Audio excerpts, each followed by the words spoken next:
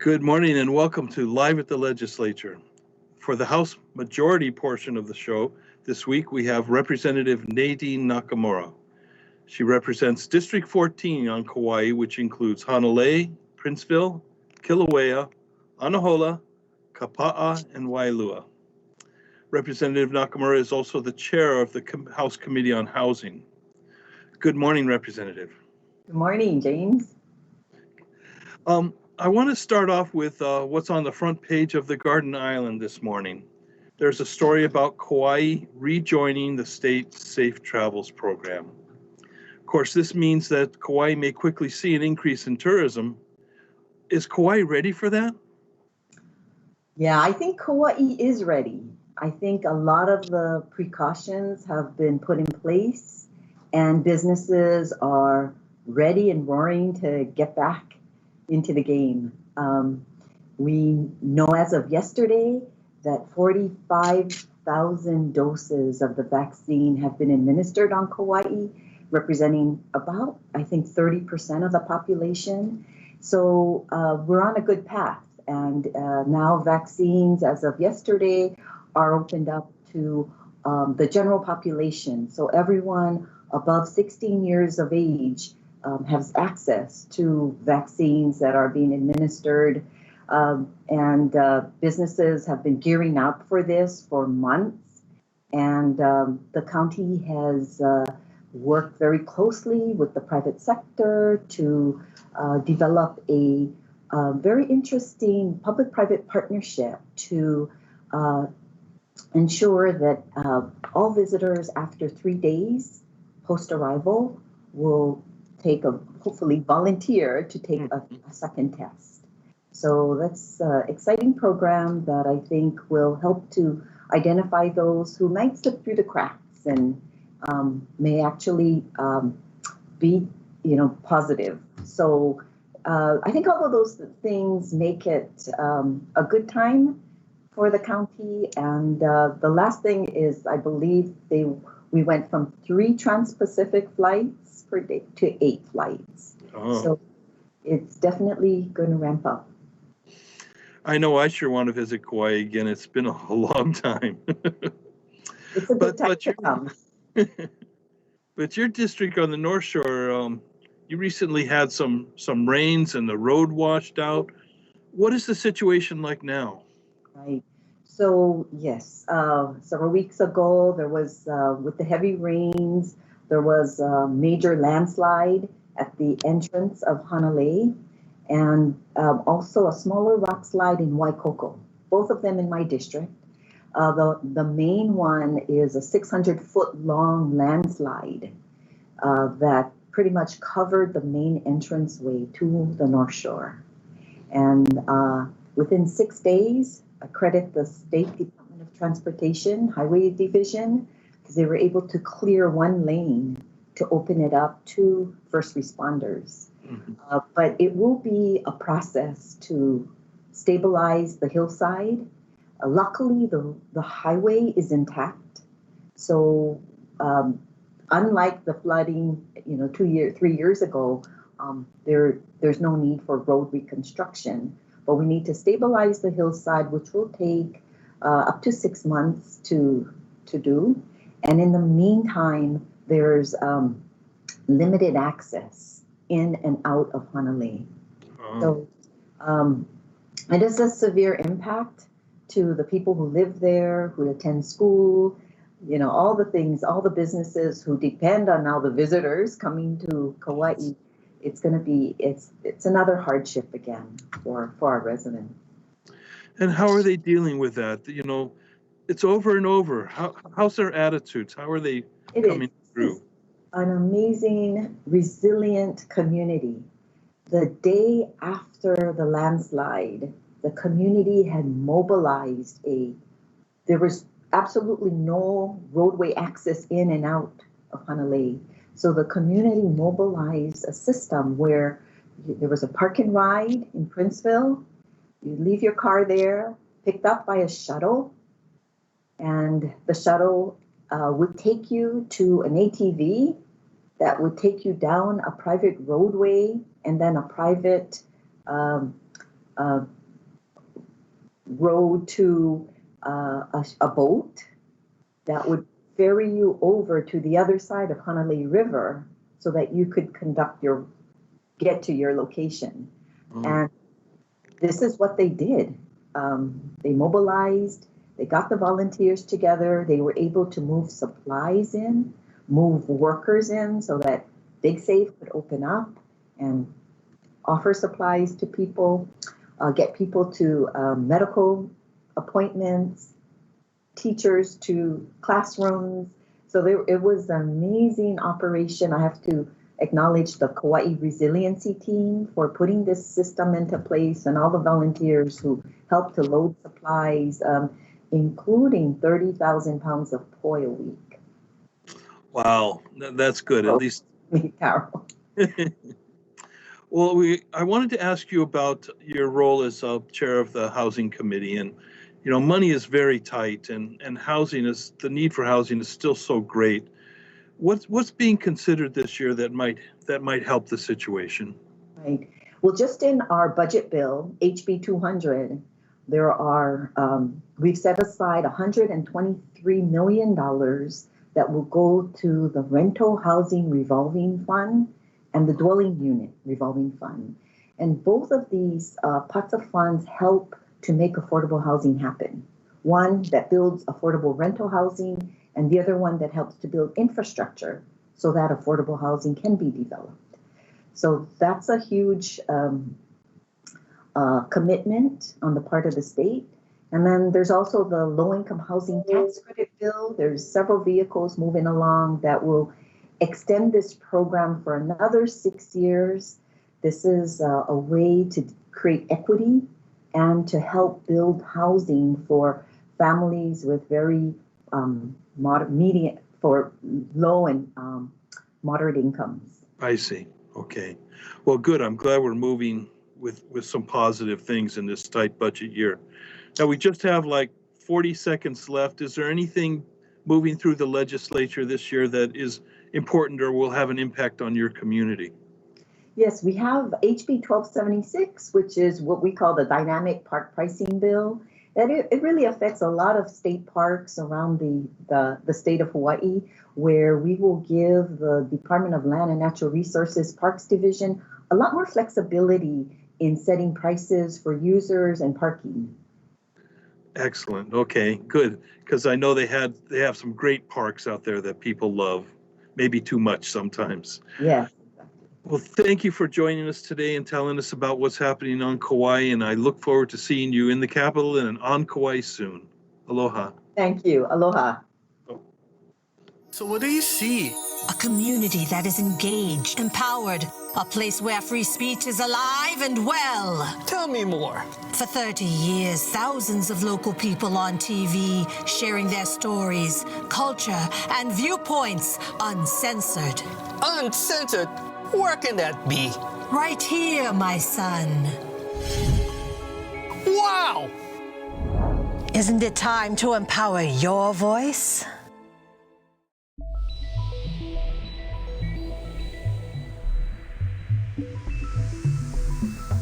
Interested in speaking up about which laws make sense for Hawaii? Want to really get active at the state legislature? Make sure that you've set up an account on the legislature's website, capital.hawaii.gov. All that's required is an email address. Then you can receive email hearing notices for specific bills or for certain committees, or submit written testimony and sign up to testify remotely, or set up a measure tracking list to keep on top of bills you're interested in. Need help? Contact the Public Access Room at 808-587-0478 or par@capital.hawaii.gov.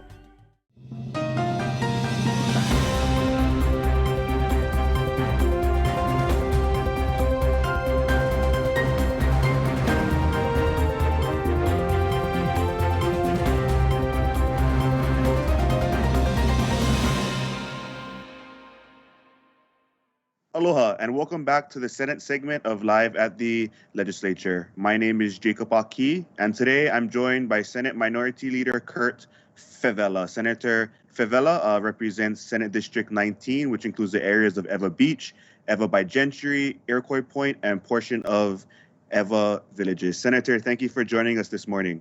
Good morning. Yeah. Senator, as the lone minority in the state Senate, you have the distinct responsibility of serving on all 16 Senate committees. Before we talk about the issues that we're going to go into, I do want to know, how do you manage serving on all 16 Senate committees? First of all, I love it. It's a blessing. I mean, to be able to serve on all 16 committees is a challenge, but I have very great staff, research staff, and even my office manager. We put everything on the computers. At one time, I could have 3 devices and go through them. It's very different than when we was doing the running around to committee hearings. But I think we learned to adapt to our environment. But I really missed being in the committee rooms and seeing the people and their passion in testifying on things, whether they're for it or against it. And that's the only thing that I really miss. Being on the screen, you don't have that interaction with the constituents or the people that come out here and want to lobby for what they want in their community, and especially in our community where we have a lot of things going on. But the best part about it is that I have a vote in all 16, and I have a voice in all 16. So I try to be there, and it makes it a little easier by having the 3 devices, because I have 3 different binders. And then I have, when time for vote, I just have my script that I already went through and prepped for. So I know what a topic is and when I'm going to speak for or against bills, especially sometimes when we have some, unfortunately, we have some gun bills that doesn't really make sense to take away our rights to bear arms or having a right to have a certain gun. And I try to, voice my opinion. And then the same thing with our schools and being safe in reopening and graduations. And, it's a blessing to be a part of all of them. And, I just think of my community of Eva Beach to giving me the opportunity to serve them. Thank you. Senator, one of the first topics that I want to talk about, and one that I think you've been working very hard on, is the issue of hemp. Yes. I'll give the floor to you, because I know that's a topic that you are very passionate about. Well, when I first came here to the Capitol, I had a few gentlemen from my community came out and discussed this with me with hemp. And being not knowing, I was like, that's Pacololo, that's marijuana. I have nothing to do with that. But then we had a great person in the House. Her name is Cynthia Thielen. Was graciously enough to gift me a beautiful hemp shirt. And I was like, wow, possibilities, yeah? And lo and behold, I went on PBS not too long ago talking about the casinos and deferment of the casino bill. Going forward, PBS had asked me what was my solution? What would be my solution to the shortage of Hawaiian homes and the beneficiaries and raising money for Hawaiian homes if we needed to get into it? And I told them industrial hemp. Not knowing as much as I know now, when I said it, didn't realize how awesome this industrial capabilities of what we can do. So even with the mask and the paper towels, the paper plates, clothes, but what really surprised me, it makes wood, 2x4s, anything. So an acre or so of hemp, you can pretty much build a home. If you want to build it from the ground up, a few more acres of hemp, you can do so. But the best part about hemp is that it doesn't have to be in a great soil, dirt area. It'll go in and it'll clean it out if it's bad, like strychnine. A lot of the sugarcane has strychnine. But the best part about it makes cement, yeah? It makes wood. It makes everything that you can think of. And I never knew that hemp was always used for rope. That was something that I was so amazed of. But it can make chopsticks. It can make everything. If we build a manufacturing plant here and the amount of taxes and amount of money that we can generate, this will be better. I don't use the word better. Can be competitive just as much as pineapple and sugar cane, because you can't be better than Hawaii sugar cane and Hawaiian pineapple. They're the best. But competitive wise, I think in the future, if we really grab this and realize how important this is, because the best thing that we have, Jacob, that going for us is that we live in Hawaii. And everybody wants to buy the product from Hawaii. And if we market this right, we won't be able to worry about nickel and diming Hawaiian homes, nickel and diming OHA, the schools, especially lower ed. They'll be able to get everything that they need. We don't have to go and play games. You know, I mean, I don't say we play games, but you know what I mean, right? Yeah. How to adjust a budget. And, you know, I give my hats off, go to the house, you know, budgeting, financing, and even for the WAM. You know, those guys, Donovan and, they just do a great job out there. You know what I mean? And it's not easy balancing the budget. But I'm telling you, if we get something like this, I will tell you, we will be able to do very well economically. We don't need to depend on outside.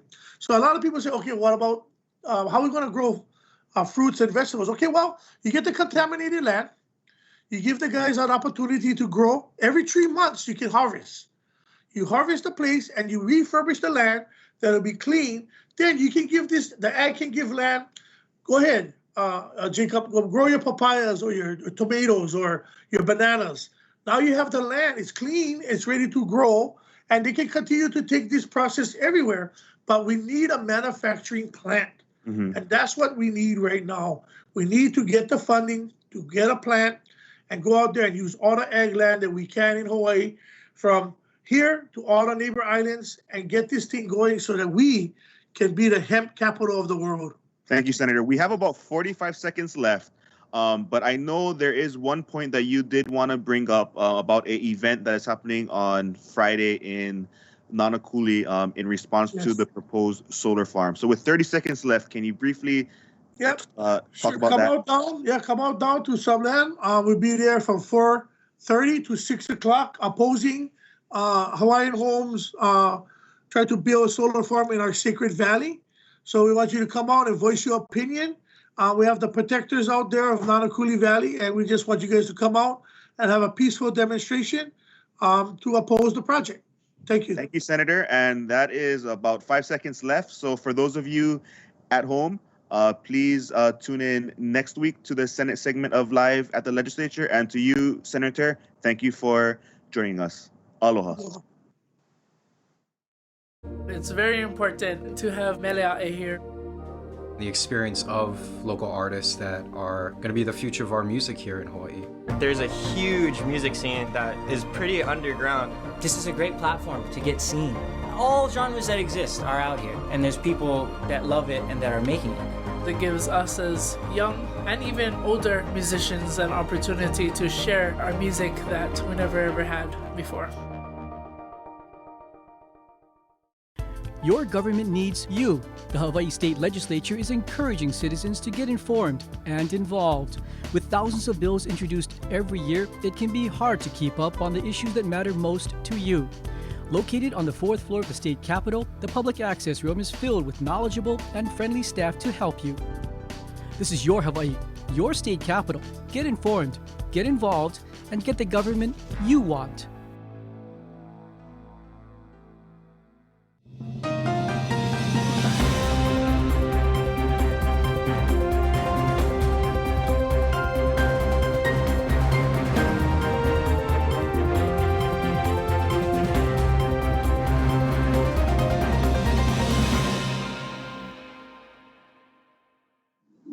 Good morning and welcome to the first legislative minority segment of the month of April. I'm Kaiau Lindsay, your host this morning.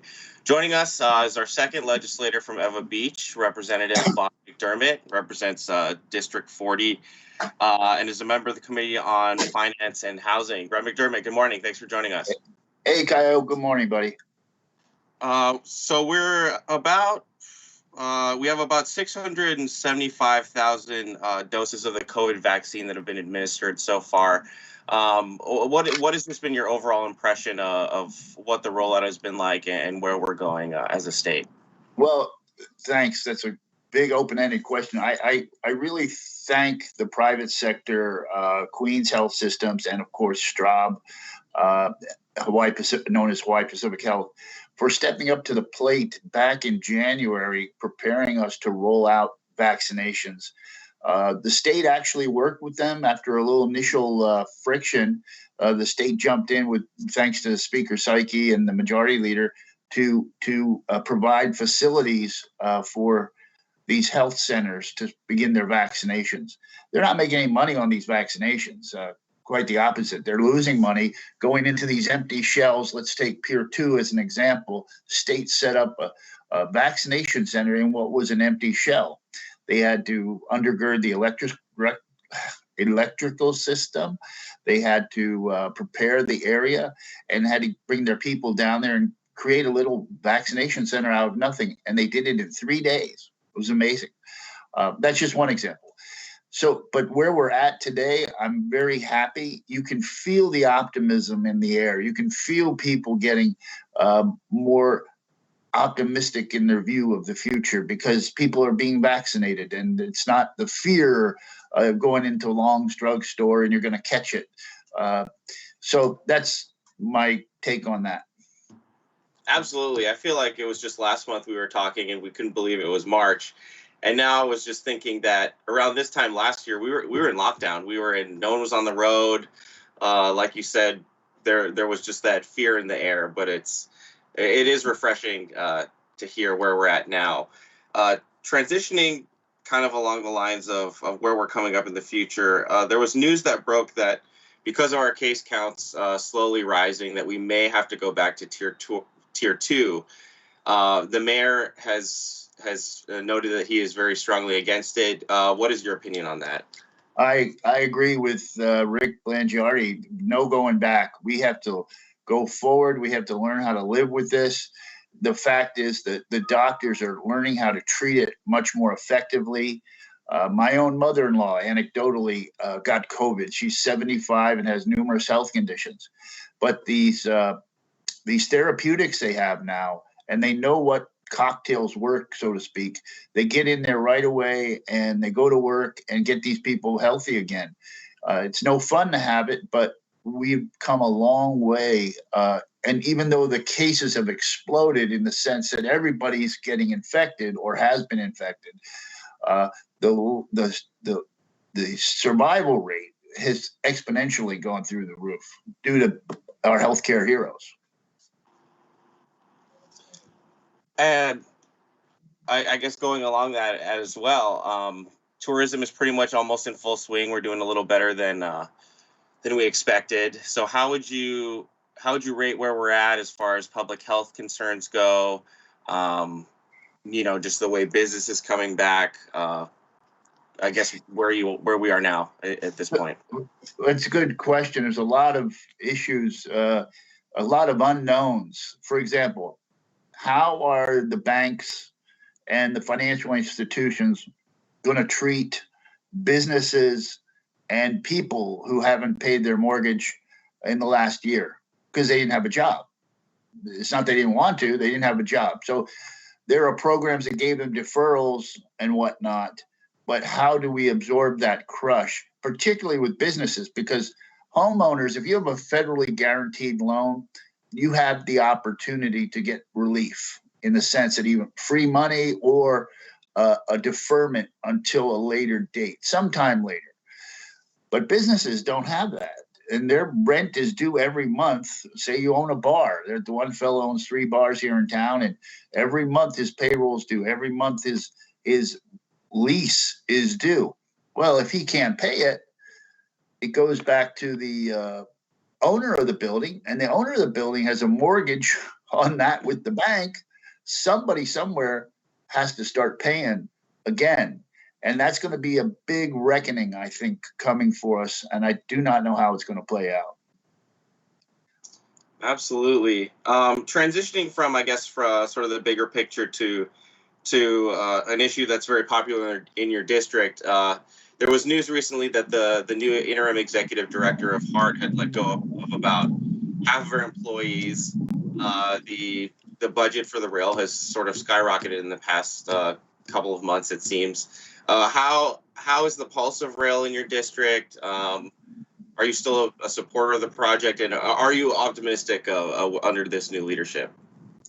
Well, let me just say that the mayor Caldwell in the last year really stunk it up. I mean, he almost single-handedly killed the project due to lack of engagement, shirking responsibility. He just really stunk it up, and I don't know why he did that. So Blangiardi has a mess in his lap right now. He's got to figure out how to do it. My solution is you keep the tax the way it is right now in perpetuity. So the GET that we're currently paying on Oahu would just stay. Because I'll tell the viewers this: if you think we end that tax, which is you're used to paying it now, and that money is going to be returned to you, think again. The state government already has designs on where to spend that money, and they are going to give you a tiny taste back, just a little taste. Hey, we're giving you a tax cut, but they'll keep 75% of it to spend on other things that the legislators want to spend it on. That is real as the sun is long. The only practical solution is to extend the GET in perpetuity, and that is because once it's built, you have to maintain it. And Oahu is the economic driver of the state. Waikiki is the engine of the state. People may not like that, but it's the only one we have right now. So that's what we've got to do. Okay? Absolutely. We got about 30 seconds left. Campbell High School is sending applications for virtual classes coming up this fall. In 20 seconds, what are your thoughts on that? I find that disappointing. I'm disappointed that they chose not to have a in-person graduation at the stadium. I worked to try to make that an option, and I did succeed in making it an option. But the leadership felt they didn't have enough time to prepare, and safety was their primary concern. But we're now seeing virtual applications for the fall of 21. My gosh, everybody will be vaccinated by then. What are we thinking? And that's troublesome, and my colleagues and I have got to get to work on that. Absolutely. Still a lot of work to be done in this last month of session. Representative McDermott, thank you for joining us this morning. Thanks again to our crew at Olelo and our friends joining us virtually. To everyone at home, we will see you next week here at Live at the Legislature. Mahalo. Thanks, guys. Thanks, Olelo crew. You guys are great. I really appreciate your hard work. Jonathan, Tom, everybody. Take care. God bless. Hello.